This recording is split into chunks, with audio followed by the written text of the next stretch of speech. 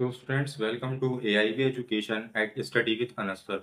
Today I will be starting class 12 Political Science chapter number 4 अंतरराष्ट्रीय संगठन।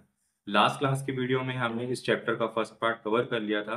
अगर आपने वो वीडियो नहीं देखी है तो उसका लिंक मैंने डिस्क्रिप्शन बॉक्स में डाल दिया है, पहले आप वो जाके देखिए। अदरवाइज आपका जो हमारा आज नेक्स्ट टॉपिक पढ़ेंगे वो आप ठीक तरीके से समझ नहीं पाओगे या उतनी अच्छी तरीके से नहीं समझ पाओगे।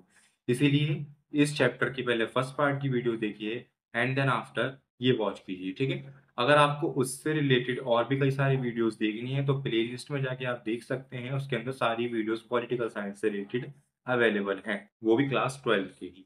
ठीक है, तो आज की क्लास हम स्टार्ट करते हैं। आज की क्लास का टॉपिक क्या है हमारा कि शीत युद्ध के बाद संयुक्त राष्ट्र संघ के अंदर सुधार की क्या क्या बातें हैं और उनमें क्या क्या चीजें करनी चाहिए हमें। तो बेसिकली सबसे पहला इसके अंदर हमें एग्जाम्पल बुक के अंदर भी और मेरे नोट्स में भी यही देखने को मिलेगा आपको कि जिस जैसे जैसे हमारा वातावरण चेंज होता है तो उसके अंदर हमें अपने आप में कुछ ना कुछ बदलाव करना बेहद जरूरी हो जाता है। अब वातावरण कोई चेंज होगा, मौसम चेंज होगा तो हम उसके मुताबिक अपना सब काम करने लगेंगे। लाइक कपड़ों ले लो, कपड़े से रिलेटेड ले लो, खाने से रिलेटेड ले लो, पहनने से रिलेटेड। तो बेसिकली जैसे जैसे वातावरण चेंज होता है हमें खुद को भी उसी के अंदर ढालना जरूरी हो जाता है। इसी तरीके से जब संयुक्त राष्ट्र संघ का गठन हुआ था 1945 में दूसरे विश्व युद्ध के तुरंत बाद, तो जब देशों की संख्या और स्थिति अलग थी और अब जो स्थिति है वो अलग है, उसी के मुताबिक क्या हो इसके अंदर सुधार करने की जरूरत होनी चाहिए। तो पहला इसके अंदर क्या आता है बात, पहले इसके अंदर ये सुधार करने की बात आती है कि जो सुरक्षा परिषद के अंदर जो सीटें हैं, स्थायी और अस्थायी सीटें, उनकी संख्या बढ़ा देनी चाहिए। ठीक है, क्योंकि राजनीतिक वास्तविकताओं में अच्छी तरीके से नुमाइंदगी हो सके। यानी कि जो सीटें होती हैं हमारी संयुक्त राष्ट्र संघ के अंदर स्थायी और अस्थायी, एक एक जगह होती है जहाँ पे बहस होती है, चर्चा होती है, तो उसके अंदर हर एक देश को एक ही मत का देने का अधिकार होता है। तो उसके अंदर सीटें बटी हुई होंगी स्थायी और अस्थायी के बेस पर। तो इसमें यही बात कह रखी है, पहली बात यही कही है इसने कि इसके अंदर क्या हो, ये होने चाहिए स्थायी और अस्थायी सदस्यों की संख्या बढ़ाई जानी चाहिए। क्यों? ताकि समकालीन विश्व राजनीति की वास्तविकताओं में बेहतर नुमाइंदगी प्राप्त हो सके। पहली कंडीशन हमारी यहाँ खत्म हो गई कि पहली आवाज ये उठी भाई इस पे काम होना चाहिए। दूसरा क्या, विशेष रूप से एशिया, अफ्रीका और दक्षिण अमेरिका के अधिक मुल्कों को सुरक्षा परिषद में सदस्य देने की बात उठ रही है। पहली चीज ये कि हमने लास्ट क्लास की वीडियो में पढ़ा था कि जो इसका सुरक्षा परिषद के अंदर देश आते हैं वो 5 देश हैं। और वो क्यों है? क्योंकि उन्होंने महायुद्ध के अंदर वो विजेता भी रहे और अब के मुताबिक उनको सबसे ज्यादा शक्तिशाली भी देश हैं वो। बट अब क्या बातें हो रही है कि जिस तरीके से हम विकास कर रहे हैं, हमारे देश आगे बढ़ रहे हैं, तो उनकी संख्या बढ़ा देनी चाहिए सुरक्षा परिषद की, और इन देशों को भी सुरक्षा परिषद में सदस्यता प्राप्त होनी चाहिए। और वो देश कौन कौन से हैं? एशिया, अफ्रीका और दक्षिण अमेरिका के अधिक मुल्क। ठीक है, अब तीसरी बात पे बात आते हैं। दो बातें हमारी हो चुकी हैं, मुझ ज्यादा बातें नहीं है इसके अंदर, 5 बातों पर सुधार याद रखना है हमें। एग्जाम के अंदर भी 5 या 6 नंबर पे ही आएगा उसका क्वेश्चन, 5 पे आएगा हद से हद। तो उसके अंदर अगर हम ये 5 पॉइंट्स भी बना के लिख देंगे, या फिर जब हम बना के भी तभी लिखेंगे जब हमें चीजें आती होंगी, तो अगर जब मैं समझ जाऊंगा तब मैं उसको लिखूंगा तो हमारे 5 नंबर जो है पक्के हो जाएंगे।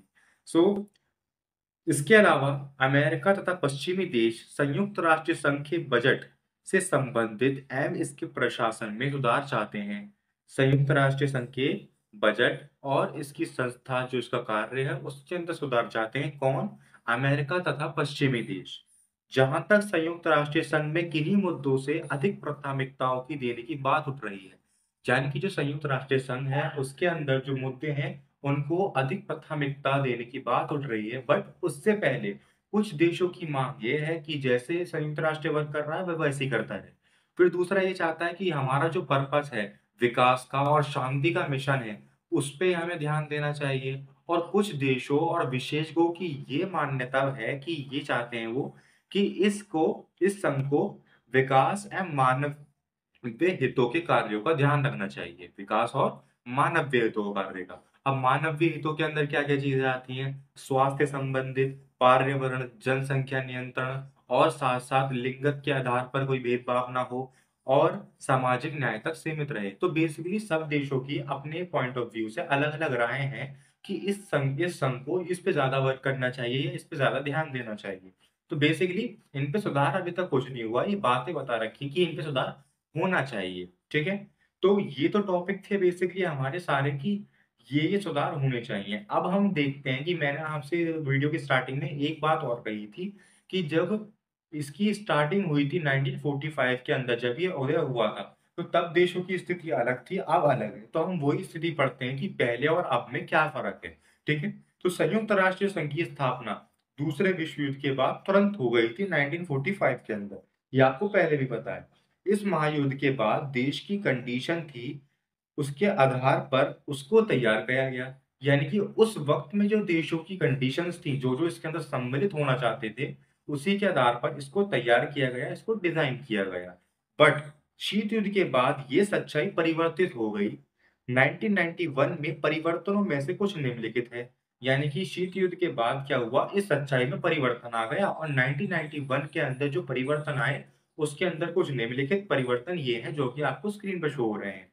तो उसमें से हम पढ़ते हैं पहला तो सोवियत संघ का विघटन हो गया, ठीक है? सोवियत संघ का विघटन हो गया, 15 देशों का संघ था वो अलग-अलग हो गए सब। अमेरिका सबसे शक्तिशाली देश बन गया।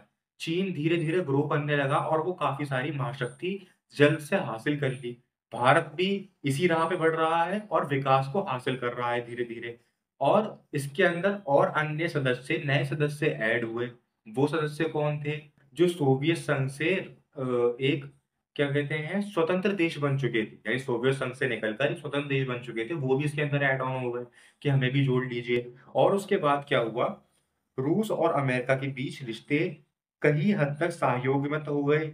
यानी कि जो रूस और अमेरिका के अंदर जो मनमुटाव चल रहा था, वो काफ़ी हद तक खत्म हो गया और दोनों सहयोगात्मक हो गए। भारत भी तेज़ी से इस दिशा की ओर बढ़ने लगा, जैसे कि मैंने आपको बता दिया। अनेक देश इसके अंदर जुड़ने लगे और एशिया की अर्थव्यवस्था भी अधिक तेज़ी से विकास करने लगी। तो ये सब कंडीशंस थी हमारी। और क्या बता रखा है इसके अंदर, दुनिया के समक्ष चुनौतियाँ की एक नई लड़ाई सामने आई।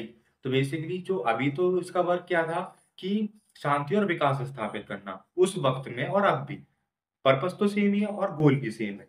बट जब के समय में और अब के समय में क्या हुआ, दुनिया के समक्ष यानी दुनिया में जो चल रहा है, उसके समक्ष नई-नई चुनौतियाँ खड़ी हो गई और उनमें से कुछ चुनिंदा चुनौतियाँ ये हैं, जैसे कि जनसंहार महायुद्ध, जातीय संघर्ष, आतंकवाद, परमाणिक असंचार या प्रसार, जलवायु में परिवर्तन, पर्यावरण का नुकसान और महामारी मौजूद है। तो ये सब क्या है और भी कई सारी चीज़ें देखने को मिली जिससे क्या कर सके संयुक्त राष्ट्र संघ इस पर भी अपना कार्य करे और विकास स्थापित करे। सो स्टूडेंट्स आज की क्लास में इतना ही। आज की क्लास में हमने क्या-क्या सीखा? बेसिकली शीत युद्ध के बाद किन-किन सुधारों की ज़रूरत है संयुक्त राष्ट्र संघ के अंदर और जब इसका स्थापित किया गया था उन देशों की स्थिति अब के वक़्त में कितनी बदलाव आए हैं और क्या-क्या हैं।